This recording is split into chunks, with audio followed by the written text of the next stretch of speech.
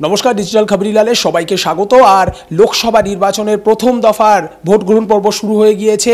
সপ্তম দফাতে বঙ্গে লোকসভা নির্বাচন অনুষ্ঠিত হতে চলেছে এবং তার প্রথম দফার ভোট গ্রহণ পর্ব ইতিমধ্যেই শুরু হয়ে গিয়েছে। তীব্র আঁটোসাঁটো নিরাপত্তা ব্যবস্থা, উত্তরবঙ্গেই মূলত প্রথম দফার ভোট অনুষ্ঠিত হচ্ছে এবং যে কেন্দ্রগুলোতে সবথেকে বেশি নজর রয়েছে তার মধ্যে অন্যতম হলো কোচবিহার কেন্দ্র।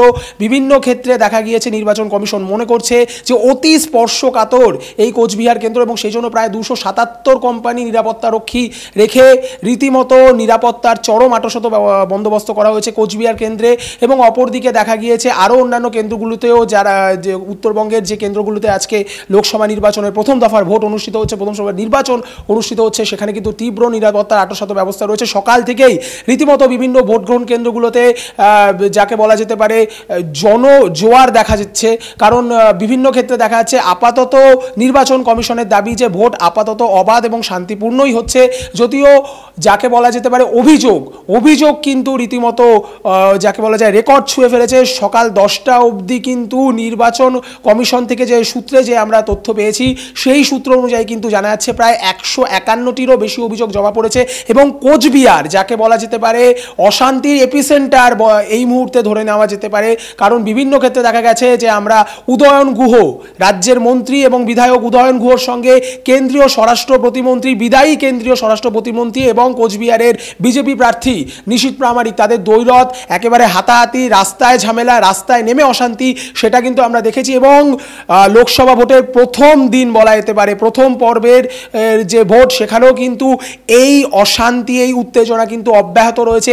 একাধিক অভিযোগ এসছে এবং খোদ কোচবিহার থেকে 31টিরও বেশি অভিযোগ করেছে তৃণমূল কংগ্রেস, এমনটাই কিন্তু নির্বাচন কমিশন সূত্রে জানা যাচ্ছে। কিন্তু বিভিন্ন কেন্দ্রগুলোতে যে ছবি দেখা যাচ্ছে, উত্তরবঙ্গের বিভিন্ন কেন্দ্রগুলোতে যে ছবি দেখা যাচ্ছে, সেটা কিন্তু দেখা যাচ্ছে যে রীতিমতো সকাল থেকে জোয়ার নেমেছে, এরকমটাও কিন্তু দেখা যাচ্ছে। এবং অধিকাংশ ক্ষেত্রে দেখা যাচ্ছে বেশ লম্বা লাইন দেখা যাচ্ছে, মানুষজন বেশ উৎসবের মেজাজেই ভোট দিচ্ছেন, সার্বিকভাবে চিত্রতা এরকমই দেখাচ্ছে।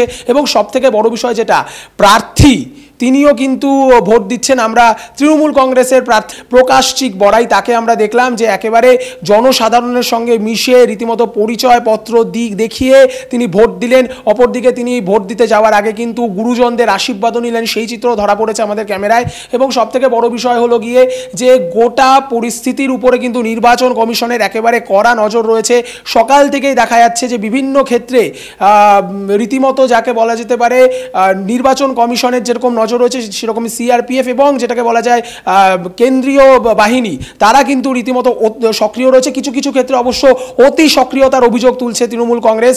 এবং যেটা লক্ষণীয় বিষয় যে ধূপগুড়িতে কিন্তু এবার পুরোপুরি মহিলা পরিচালিত কেন্দ্র তৈরি হয়েছে এবং সেখানেও কিন্তু মহিলাদের উপস্থিতি, মহিলা ভোটারদের উপস্থিতি কিন্তু অত্যন্ত চোখে পড়ার মতো।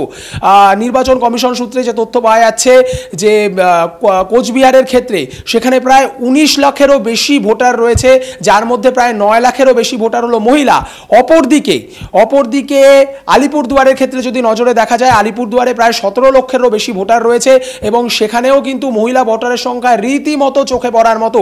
ফলে মহিলা ভোট, সেটাও কিন্তু যে এবার দুই শিবির বা যারা নির্বাচনে অংশগ্রহণ করছেন প্রত্যেকটি রাজনৈতিক দলের অন্যতম পাখির চোখ হয়েছে, সেরকমই কিন্তু উত্তরবঙ্গে বিজেপির যে দুর্ভেদ্য গড় ছিল 2019-এ যে গড় তৈরি হয়েছে এবং 2021-এর বিধানসভা নির্বাচনেও যে গড় মোটের উপরে অক্ষত ছিল, সেই গড়ের দুর্গের দেওয়ালে ফাটল ধরাতে কিন্তু একেবারে মরিয়া হয়ে নেমেছে তৃণমূল কংগ্রেস। বিজেপির এই দুর্গকে বা তারা নিজেদের দখলে আনতে চাইছে। এবং আমরা সাম্প্রতিক সময়ে দেখেছি যে মমতা বন্দ্যোপাধ্যায়, তৃণমূল সুপ্রিমো এবং রাজ্যের মুখ্যমন্ত্রী, তিনি কিন্তু উত্তরবঙ্গের প্রচার পর্বে রীতিমতো মাটি কামড়ে পড়েছিলেন। প্রায় প্রতিদিন তিনি বিভিন্ন কর্মসূচি, পদযাত্রা থেকে শুরু করে জনসভা, একাধিক কর্মসূচি, ঠাসা কর্মসূচি তিনি রেখেছেন।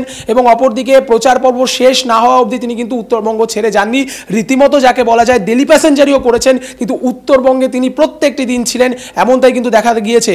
অপরদিকে আমরা দেখেছি যে একদিকে যেরকম অমিত শাহ উত্তরবঙ্গ সফর করেছেন, অপরদিকে প্রধানমন্ত্রী নরেন্দ্র মোদী তিনিও কিন্তু উত্তরবঙ্গ সফরে ছিলেন। ফলে প্রথম দফা নির্বাচনে বঙ্গের হেভিওয়েট যে বলা যেতে পারে, একদিকে যেরকম নিশীথ প্রামাণিক তিনি লড়াই করছেন, সেরকমই একাধিক তৃণমূলের হেভিওয়েট, যাদের উপরে তৃণমূলের আশা ভরসা, তৃণমূল তাদের উপরে বাজি রেখেছে, তাদেরকে জেতাবার জন্য মরিয়া তৃণমূল। এবং সকাল থেকেই কিন্তু দেখা যাচ্ছে যে জনতা জনার্দন তারা গণতন্ত্রের বৃহত্তম উৎসবে অংশগ্রহণ করছেন এবং বিভিন্ন ক্ষেত্রে কিছু অশান্তির খবর পাওয়া যাচ্ছে, বিক্ষিপ্ত কিছু অশান্তির খবর পাওয়া গেলেও এখন অবধি নির্বাচন কমিশনের দাবি যে মোটের উপর এখনও অবধি ভোট গ্রহণ শান্তিপূর্ণই চলছে।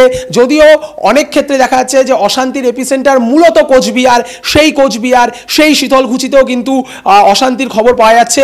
তবে নির্বাচন কমিশনের দাবি যে সমস্ত ছোটোখাটো গণ্ডগোল তারা নিয়ন্ত্রণ করতে এখন অবধি সচেষ্ট এবং তারা অনেক ক্ষেত্রে সাফল্য পাচ্ছেন এবং সব মিলিয়ে কিন্তু ভোটের নির্বাচনের প্রথম পর্বে, নির্বাচনের যে প্রথম দফার ভোট 2024 লোকসভা নির্বাচনে, সেখানে কিন্তু বঙ্গে তার দামামা বেজে গেল।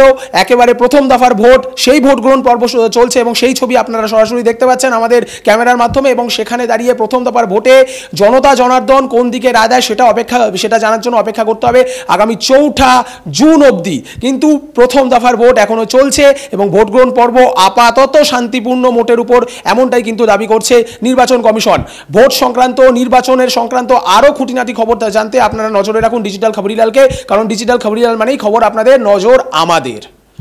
ডিজিটাল খবরিলাল, খবর আপনাদের, নজর আমাদের।